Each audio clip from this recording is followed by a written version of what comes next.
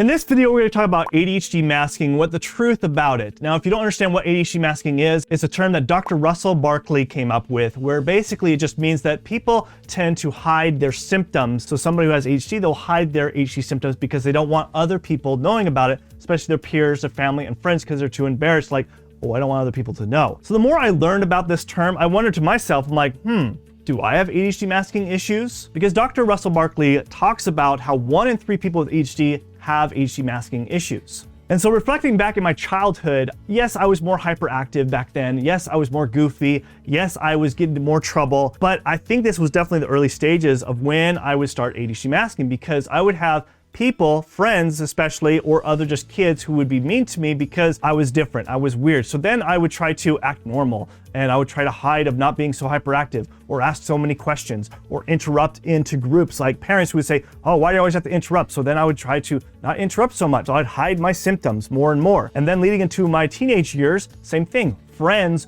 would make fun of me because I was a class clown and always the goofy person. And then they would make fun of me and I would laugh with them. But then they had no idea that this actually really hurt me, but I would bottle it up inside, and that became an issue too. And then leading into adulthood, I would want to look good in front of my professors. Also, when I go on dates, I wouldn't want other girls to know that I have these ADHD symptoms. And so I would mask more and more and more.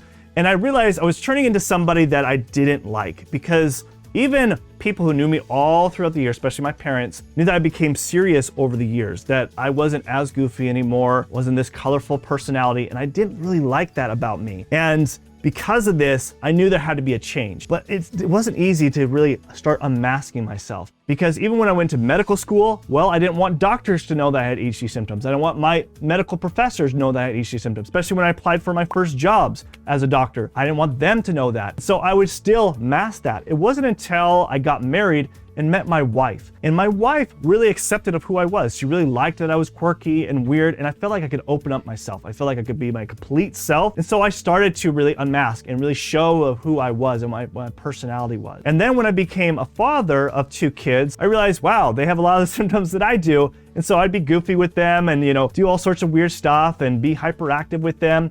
And then my wife always says, instead of raising just 2 kids, she's raising 3 kids. Yeah. We only have 2 kids. I'm the 3rd child. And so these were the beginning stages of finally me unmasking and coming back to who I truly was. And especially when I went on my own and ran my own practice and started this YouTube channel, I decided it was time for me to unmask myself and reveal that I'm a doctor with ADHD. As many of you guys who have followed me for a long time know that I've been doing that. And it has made a big difference, because guess what? There's been people I've known for years that actually watch this channel, and now they've come up to me and it's like, hey, I had no idea I had ADHD. I have also ADHD. And we'd have this really deep, meaningful conversation that I had no idea about. And I would have never have had those conversations beforehand because I was hiding behind a mask. And now that I've revealed that, they feel like they can actually reveal that they have ADHD to me. And I feel like this is a very positive thing, is that more of us need to unveil ourselves so that others can feel comfortable, because we're not alone in this. But let me explain why ADHD masking can be harmful. The very first thing is that you are hiding your symptoms, which then delay of you getting diagnosed with ADHD. And if you're delaying your diagnosis of ADHD, guess what? You're delaying your treatment. And if you're delaying your treatment, that is really bad impact for your mental health and can cause more severe problems down the road. Which this can lead into, the second thing, it can lead into depression, it can lead into anxiety, because you're bottling up all those feelings and not expressing it. And because you feel like you can't be yourself, guess what? You're gonna feel depressed and have more anxiety. Which then leads into the third thing, is that this can also cause, if you do not take care of this, can lead into substance abuse. Because you can't express yourself and you're feeling more depressed, you're gonna go towards drugs. You're gonna go to becoming an alcoholic. You're going to harming yourself, which is never a good thing. And you're more prone to that if you don't actually really start unmasking yourself. Which leads to the fourth problem, is if you've been ADHD masking for years, when you want to reveal this to your friends and family, they think, well, I don't think you have those issues. They won't believe you because you've been masking it so much that you become this neurotypical person, someone that you don't want to be, and they don't think you have problems. Which then leads into the fifth issue, is that you lead into someone that you do not want to become. Like I was worried about, is that I realized I was becoming somebody that I didn't like because I was masking myself. But once I unmasked myself, guess what? I was back to my true self. So what can you do specifically about ADHD masking if this is an issue? Well, the first thing is you got to identify what is good and bad behaviors when it comes to ADHD masking. So there is some good behaviors with ADHD masking that I think are necessary. So for example, if you're someone that feels like you gotta tidy the whole house, make it perfect, well, that's an extreme case of ADHD masking. Even though internally you know you're a slob and you really don't like cleaning things, well, that's me for sure. My wife, really knows that about me.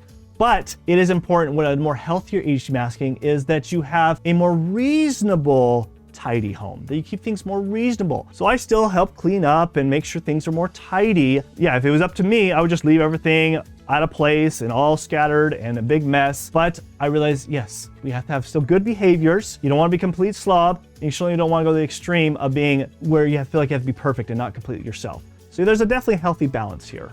And the second thing that you can really do is that you need to really learn about your emotions. And the best way you could do this is something you can do this through therapy or finding a coach that can help you express these emotions, especially if you're not comfortable expressing these to your family and friends. But eventually working with a coach and a therapist, you can eventually get to the point where you have the courage to actually talk to family and friends about your ADHD symptoms. And the third thing is that you are not alone. You need to understand that you're not alone in this. There's plenty of other people with ADHD that have the ADHD masking issues. And you need to go to the support groups. There's plenty of Facebook groups and other groups that you can actually get the support so you can express it with others. Just like my experience when other people came to me watching my videos expressing, hey, I have ADHD as well. You do too? Great. And then we feel like we're not alone. And that is very healthy. But one of the biggest important things that made a difference for helping me unmask my ADHD more is learning about the ADHD brain, of how it actually worked. So if you really don't know how the ADHD brain works, the intricacies of it, then watch this video right here, and I'll see you in this video right now. Thanks, bye.